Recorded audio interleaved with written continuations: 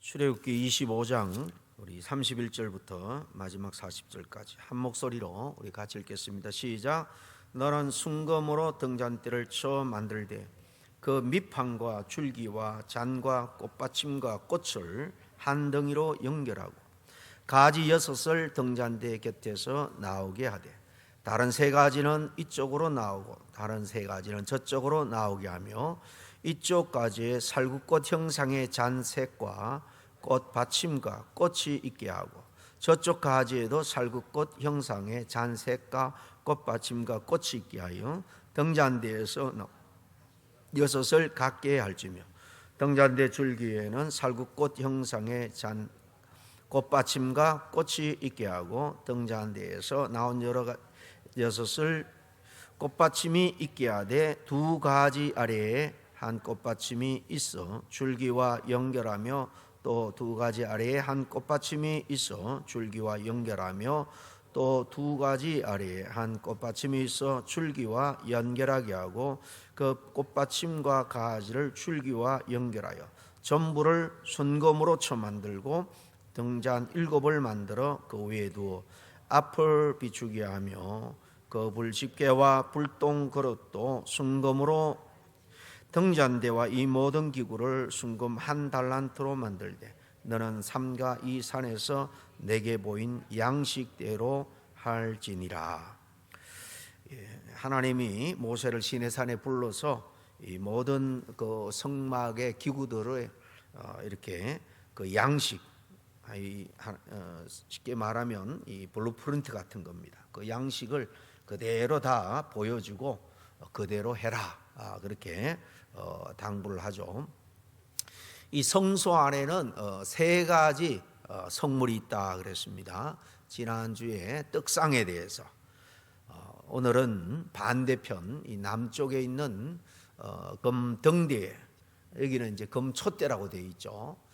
이 동쪽이 이 문입니다. 문에서 번제단이 나오고 물두멍을 지나서 이제 뭐 따로 문이 없고 천이 이렇게 들어져 있어요. 휘장을 열고 들어가면 오른쪽이, 그러니까 북쪽이 되겠죠.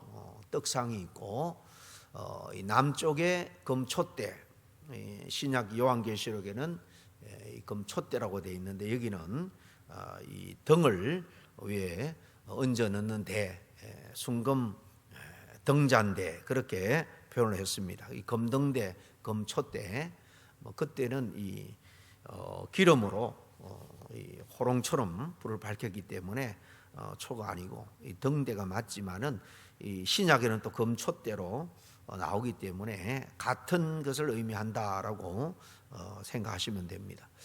두 번째 그림, 구체적으로 이 순금으로 된 이 잔 대가 어떻게 생겼는가 한번 보시면은 이렇게 생겼습니다. 양옆으로 3가지의 살구 형상의 이 꽃 그 받침대로 해서 다 위에 이제 이 기름을 부어 가지고 불을 피우는 식이죠. 그래서 양옆에 3개, 중간에 하나, 7개입니다. 7개. 이 금등대뿐만 아니라 이 성소에 있는 성물들, 이제 다음 주에 이제 할 거는 들어가서 정면에 있는 분향단입니다. 향을 불살아서 드리는 걸 하겠습니다만은 까지 포함해서 이 3가지 성물은 다 하나같이 이스라엘 백성들, 신약에서는 구원받은 모든 하나님의 백성들이 되겠죠. 그 하나님의 백성들에게 보여주시는 하나님이 어떤 분인가, 하나님의 성품과 또 그분이 우리에게 약속한 축복된 그 약속이 무엇인가 하는 것을 상징적으로 이 성물들이 잘 나타내 보여준다라고 할 수 있습니다.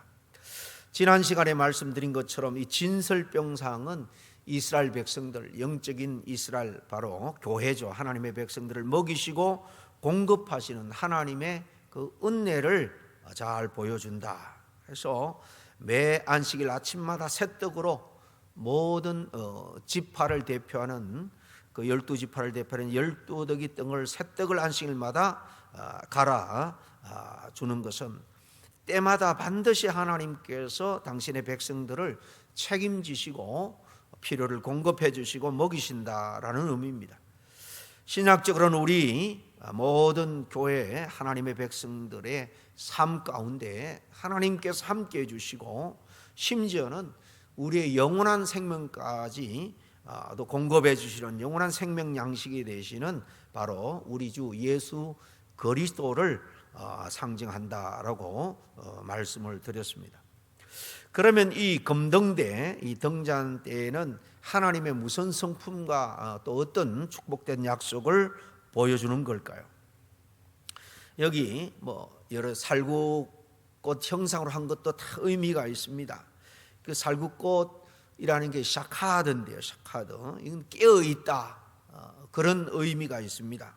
꽃 이름이 또 깨어 있다라는 말하고 원적으로 동일해. 그래서 영적으로 깨어 늘 이 등잔을 밝히라. 이 등잔의 의미를 알면 늘 깨어서 왜 불을 밝혀야 되는가 하는 것을 우리가 깨달을 수 있습니다. 또 전체적으로 7가지죠. 7은 바로 완전한 수입니다. 이 등은 이제 요한계시록에 하나님의 그 교회, 바로 지상 교회를 의미하는데 7은 완전하죠. 이 교회가 완전히 서기 위해서는 모든 성도들이 온전하게 서로 붙어 있어야 된다.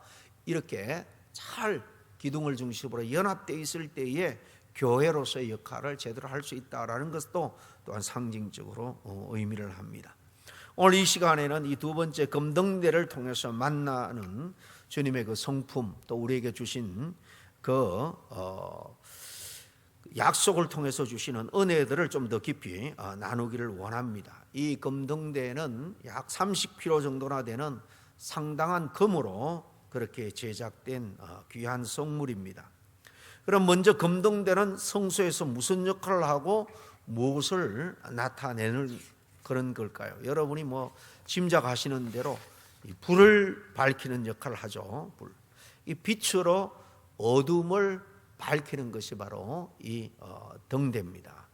근데 요한계시록 1장 20절에 보면 말씀드린 것처럼 이 금등대를 금촛대라고 번역을 하는데 같은 것을 의미해요. 그리고 우리 주님께서 친히 이 금등대, 이 금촛대가 바로 교회다라고 주님께서 구체적으로 설명을 해줍니다. 요한계시록 1장 20절입니다. 내 본 것은 내 오른손에 7별의 비밀과 7금 촛대라. 7별은 7교회의 사자요, 7촛대는 7교회니라. 사도 요한이 밤모섬에서 주님으로부터 직접 환상 가운데 계시받은 겁니다. 여기서 7별이라는 것은 7교회의 사자다. 7이라는 것은 소아시아에 그 당시에 7교회가 있지만 7교회 그 교회의 사자, 또 그 7교회만 의미하는 것을 아닙니다. 이 촛대는 7이라는 것은 완전수예요.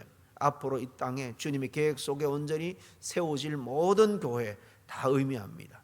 여기 사자다라는 것은 엠베스더예요.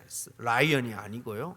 그래서 이 모든 교회마다 하나님이 보낸 교회를 지키고 보호하고 힘을 주고 하는 하나님의 사자가 다 있다는 거예요. 바로 영적인 존재, 천사가 되겠죠. 바로 교회마다 하나님이 보낸 이 엠베스더, 대사, 바로 사자, 천사를 통해서 하나님은 당신의 교회를 당신 뜻대로 세워 나가는 것입니다. 이 7촛대는 7교회다 그랬죠. 여기 7촛대는 바로 7교회입니다. 이 금등대도 7개가 연결이 되어 있죠. 이처럼 이 금등대, 금촛대는 세상에서 우리를 불러주셔서 교회로 세워주신 그 은혜를 우리에게 잘 보여주는 것입니다. 여기서 우리는 우리를 불러주신 우리 주님의 뜻을 발견하게 됩니다. 먼저는 구약교회 이스라엘 백성들을 왜 그 애굽의 종살이에서 건져주셨는가? 또 신약시대에 우리 교회를 이루는 저와 여러분들, 왜 저와 여러분들을 세상에서 구원해서 한 교회의 지체가 되게 하고 머리 대신 주님 중심으로 함께 섬기며 함께 예배하게 하는가? 바로 이 검토대를 통해서 우리에게 주시는 영적인 메시지는 교회는 어두운 세상을 밝히는 그런 사명이 있다는 거예요. 세상을 밝히는 영적인 도구가 바로 교회입니다. 그러나 이 검등대 그 자체로는 결코 어두움을 밝힐 수가 없죠. 그 위에 불을 켜야 됩니다. 그 불은 사람이 아무나 아무렇게 여기저기서 가져온 불이 아닙니다. 오직 하나님께서 허락하신 불, 바로 신령한 불이 되겠는데, 이 불이 항상 켜져 있어야 됩니다. 출애굽기 27장 20절과 21절에 보면 항상 이 등잔에 불을 꺼뜨리지 말고 켜두라라고 명령합니다. 너는 또 이스라엘 자손에게 명령하여 감나무로 짠 순수한 기름을, 이 감나무는 올리브입니다. 올리브, 감람나무, 올리브나무, 이 순수한 기름을 등불을 위하여 내게로 가져오게 하고 끊이지 않게 등불을 켜대. 이 바로 이 등불을 끊이지 않게 켜고, 아론과 그의 아들들 제사장들은 이 정거계 앞 휘장 밖 지성소 그 안에 정거계가 있죠, 그죠? 그리고 성소와 휘장이 있죠. 휘장 밖 성소 쪽입니다. 여기에 바로 앞에 이 분향단이 있고 이 등불이 있죠. 이 성소에 있는 이 불을 저녁부터 아침까지 항상 잘 보살피라. 남이 다 잘 때도 살펴서 이 등불을 꺼지지 말게 하라.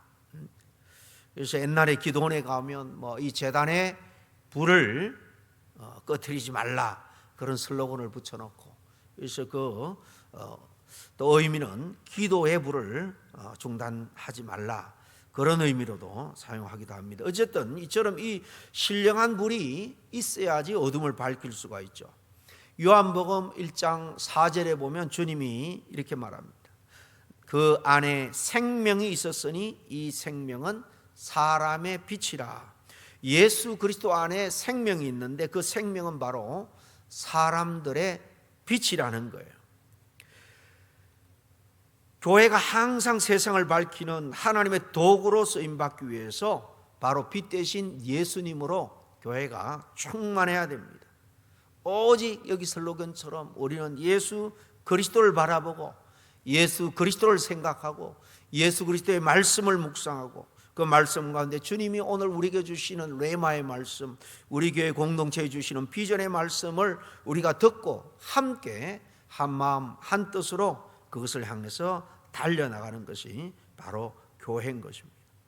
우리 교회 안에 이 생명이 없다, 이 사람들의 빛이 되는 생명이 없다, 그러면은 이 교회가 소망이 없는 게 아니라 교회를 통해서 세상에 소망의 빛을 던져야 되는데 세상이 소망이 없는 것입니다. 여러분, 우리가 신앙적으로 세상을 바라볼 때에 아무리 정치적으로 세상적으로 과학적이나 모든 면에서 우리 기독교보다도 교회보다도 월등한 힘이 있고 그것이 세상을 움직여 나가는 것처럼 그렇게 여러분 볼 때가 많이 있습니다. 이게 마귀가 우리한테 착시를 일으키는 거예요. 세상의 중심은 교회입니다. 교회를 통해서 하나님이 세상을 아담의 범죄 이후에 엉겅퀴가 나고 모든 질서와 모든 하나님의 순리가 어그러진 이 피조 세계를 새롭게 하고 충만하게 하는 것, 이거 바로 하나님께서 교회를 통해서 하기를 계획하고 있는 겁니다.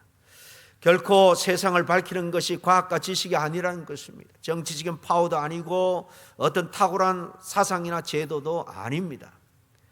하지만 그것은 다 진리의 빛, 생명의 빛이 아니기 때문이에요.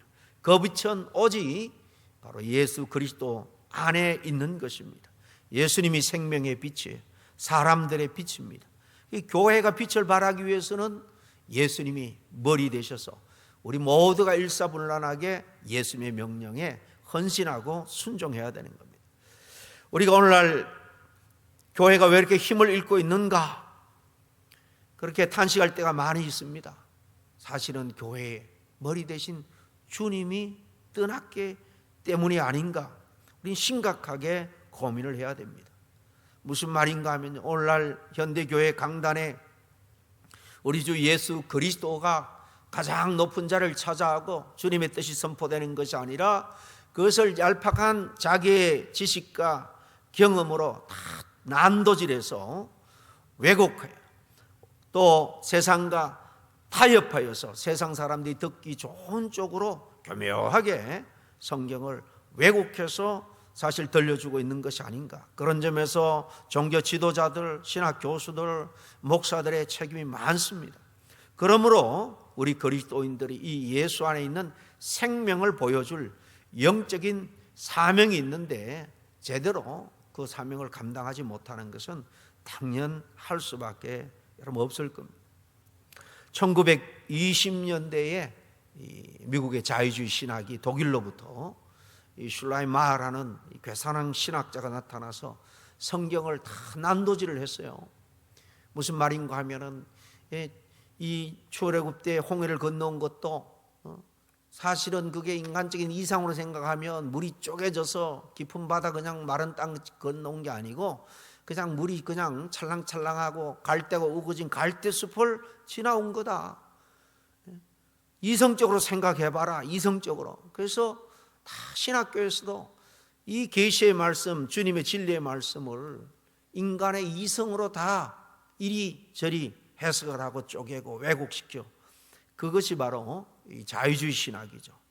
20년대에 그게 미국에 들어와서 40년, 50년대 우리 한국교회도 미국으로 유학 온 그런 학자들이 사실 들어와서 그래서 이 보수적인 이 합동적 총회 신학교가 쪼개지고요. 또 아주 리버럴한 기독교 장로의 기장이라 그러죠. 그 다 자유주의 신학하는 사람들이 들어와서 쪼갈라 나가서 세운 게 그런 신학을 바탕으로 교회가 샜으니 그냥 세상 풍조에 따라서 교회가 되는 것처럼 보였지만은 오늘날 사실 세상 가운데 교회가 무슨 힘이 있느냐는 것입니다. 우리도 마찬가지입니다.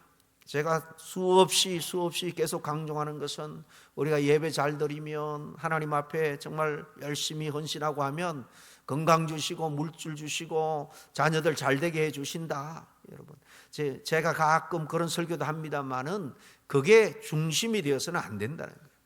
우리 신앙의 중심은 예수 그리스도입니다. 내 삶을 통해서 예수 그리스도만이 나타나고 건강하고 그분의 뜻만이 내 은행 심사를 통해서 정말 선한 빛으로 주변에 비춰줄 수 있는 그런 신앙생활을 우리가 계속 추구해야 됩니다. 그래서 여기 올해 1년 동안 작은 슬로건이 뭡니까? 오직 예수입니다. 우리가 교회 일을 할 때, 예배할 때, 봉사할 때, 뭐 할 때 오직 예수님의 뜻대로 예수님의 영광을 위해서 하자라는 것입니다.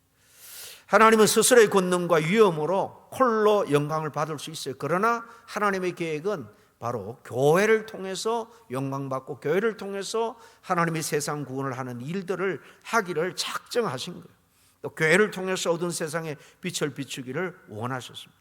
그것이 우리를 교회로 불러주신 이유입니다. 그 빛은 바로 예수님의 생명인 것입니다. 이 금등대가 오늘 우리에게 주는 영적 비밀에 대해서 간단하게 좀 한 3가지만 정리를 하겠습니다. 제가 일부 말씀드리기도 했습니다만은 먼저는 1차적으로 생각을 해보면 이 광야 이스라엘을 흑암의 광야에서 인도하시겠다라는 하나님의 그 약속을 조명해 주는 거예요.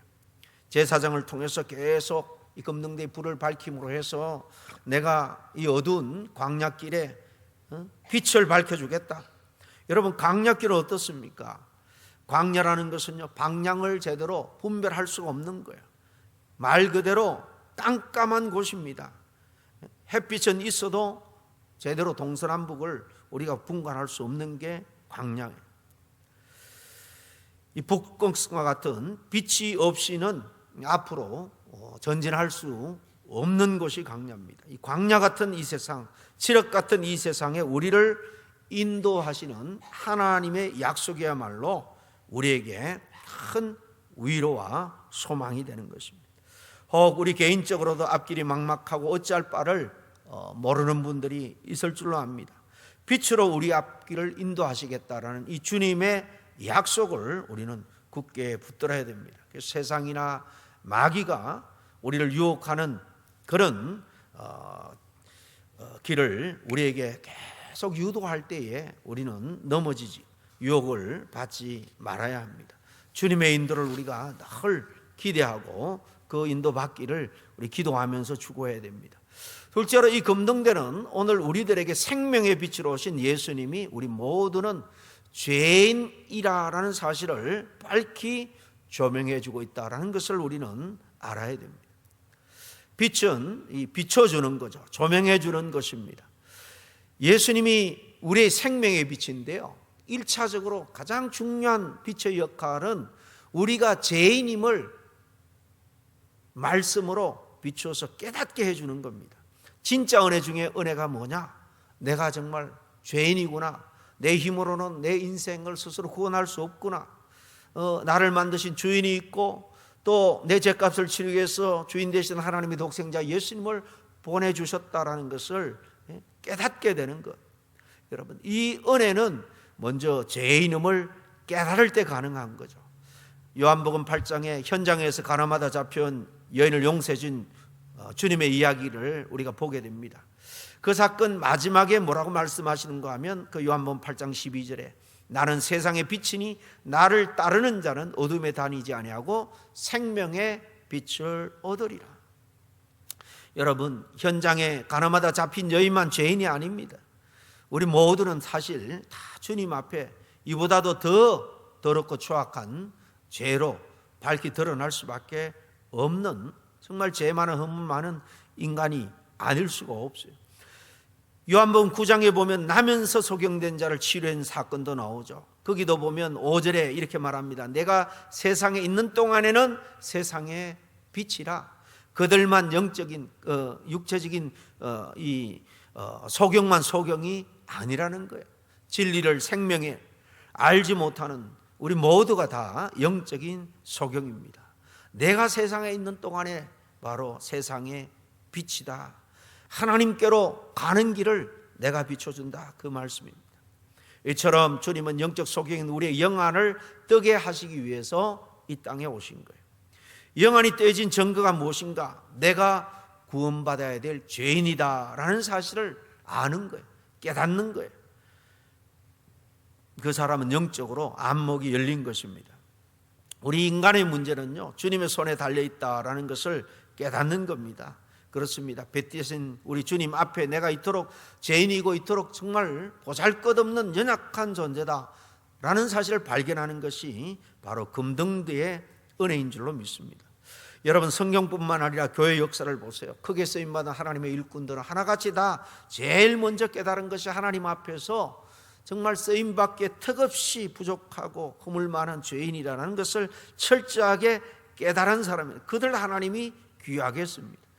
스스로의 죄성과 부패함을 철저하게 그렇게 절감할 때 하나님은 그들을 다 써주신 것을 봅니다. 그래서 이사를 하나님이 쓰시고자 할 때 스스로 그가 깨달은 게 뭡니까?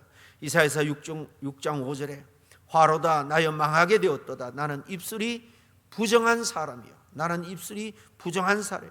입술만 부정하겠습니까? 정말로 말로 지은 죄, 내 삶으로 지은 죄 한없이 많은 존재인데 하나님 나를 불러주는구나. 죄인입니다. 그 앞에 제일 먼저 고백하는 거예요. 사도 바울을 부를 때도 마찬가지죠.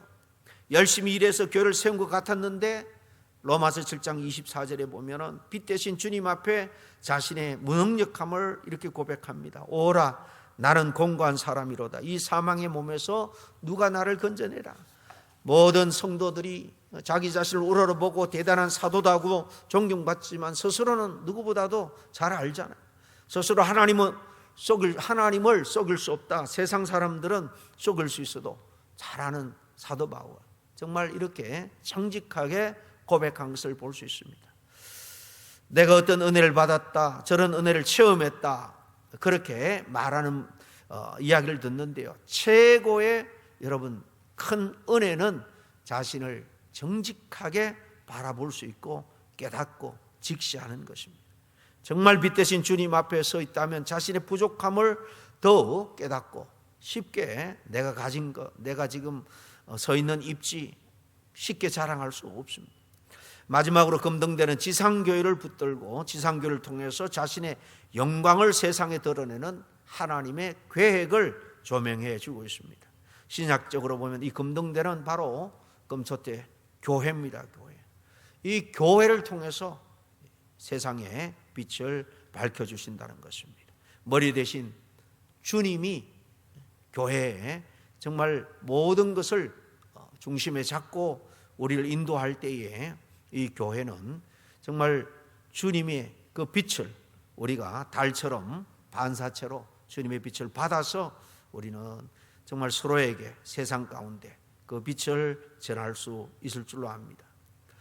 여러분, 금등대 앞에 우리가 설 때 우리는 빛 대신 주님 앞에 철저히 죽을 수밖에 없는 존재다라는 이 스스로의 죄인됨을 깨닫고 인정할 수 있는 저와 여러분 될 수 있기를 바랍니다.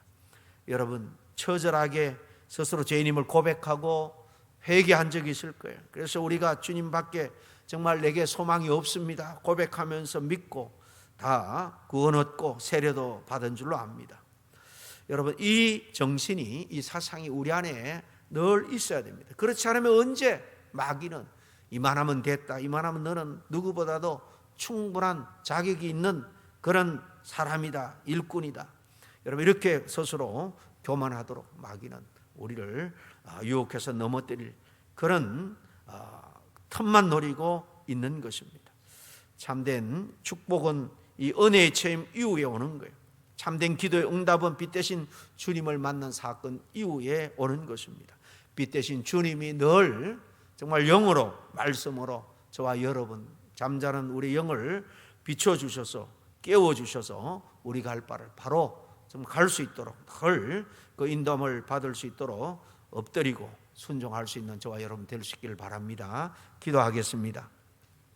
성소의 7 살구꽃 형상의 그 금 등잔을 끄트리지 말고 항상 있게 하라고 당부하신 영적인 의미를 특별히 오늘 우리 시대, 신약 시대에 우리에게 주신 영적인 의미를 새삼 깨닫도록 인도해 주시니 감사합니다. 그렇습니다.